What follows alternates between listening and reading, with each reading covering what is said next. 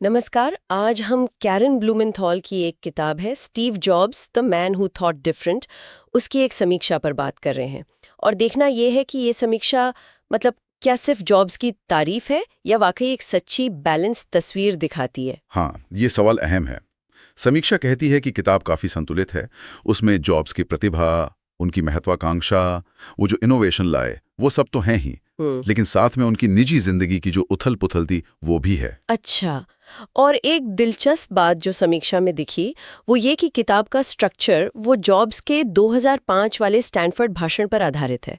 वो 3 बातें, dots connect करना, प्यार और हानि और मौत का सामना, ये तरीका तो काफी अनोखा लगता है ना? बिल्कुल अनोखा।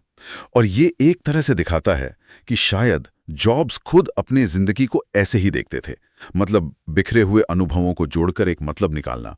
और इस स्ट्रक्चर से लेखक को मदद मिलती है उनके जीवन के जो अहम पड़ाव थे उनको एक कहानी की तरह पिरोने में। जैसे उनका गोद लिया जाना, फिर कॉलेज के शुरुआती दिन, वो गैराज में एप्पल शुरू करना, वो क्लासिक कहानी।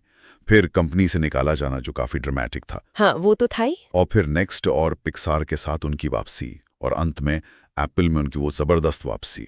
समीक्षा के हिसाब से ये सब कवर किया गया है, सिर्फ फैक्ट्स नहीं, एक पूरी कहानी। तो मतलब ये सिर्फ कौन सी चिप कब आई या कौन सा प्रोडक्ट कब लॉन्च हुआ उसकी कहानी नहीं है। समीक्षा जोर दे रही है कि किताब जॉब्स की जो कॉम्प्लेक्स पर्सनालिटी थी उसे भी दिखाती है। यहीं पर बात और गहरी हो जाती है। हाँ बिल्कुल। समीक्षा कहती है कि किताब उनके विरोधाभासों को सामने रखती है। उनका करिश्मा, उनका विजन, वो तो सब जानते हैं, लेकिन साथ ही उनका वो तुनक मिजाज स्वभाव, कभी कभी बहुत कठोर लीडरशिप स्टाइल। तो किताब इन दोनों चीजों को साथ में रखती है, ये नहीं कि बस एक हीरो बना दिया। एग्जैक्टली।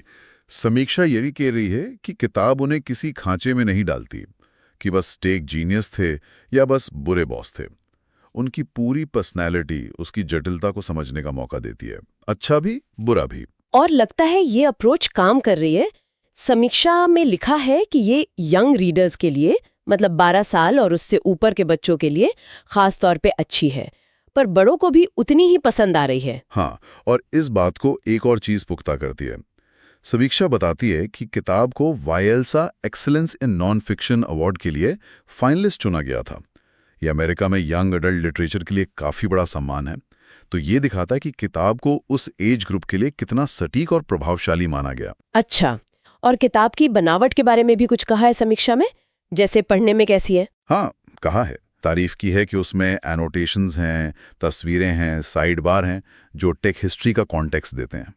इससे चीज़ें समझने में आसानी होती है। हालांकि एक छोटी सी बात यह भी है कि शायद कुछ जगहों पर डिटेल थोड़ी ज़्यादा हो गई है, कुछ पाठकों को ऐसा लग सकता है। ओके, मतलब थोड़ी ज्यादा जानकारी कहीं कहीं। हाँ, पर ओवरऑल कुल मिलाकर समीक्षा का नज़रिया काफ़ी पॉजिटिव है। वो कहती हैं कि किताब जॉब्स का एक प्रैक्टिकल सा, जिसके कई पहलू हों, और दिलचस्प चित्रण करती है। और इसकी सबसे बड़ी ताकत इसकी बैलेंस्ड अप्रोच है। बिल्कुल। समीक्षा यही कहती है कि ये जॉब्स की कमियों को, जैसे उनके गुस्से को, छिपाती नहीं, बल्कि उन्हें उनके करिश्मे और विजन के साथ रखकर दिखाती है।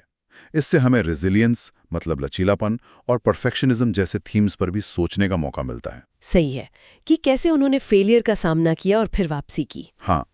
तो कुल मिलाकर समीक्षा के हिसाब से ये किताब सिर्फ एप्पल फैंस या टेक में इंटरेस्ट रखने वालों के लिए नहीं है।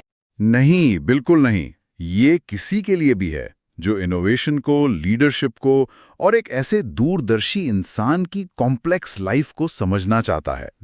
ये उस सोच को भी चुनौती देती है कि महानता हमेशा बड़ी सीधी सादी होती है। समीक्षा के मुताबिक ये किताब दिखाती है कि असाधारण प्रभाव अक्सर एक जटिल, यहाँ तक कि विरोधाभासी पर्सनालिटी से जुड़ा होता है। और इसी नोट पर हम आज की बातचीत खत्म करते हुए एक सवाल छोड़ जाते हैं सोचने के लिए।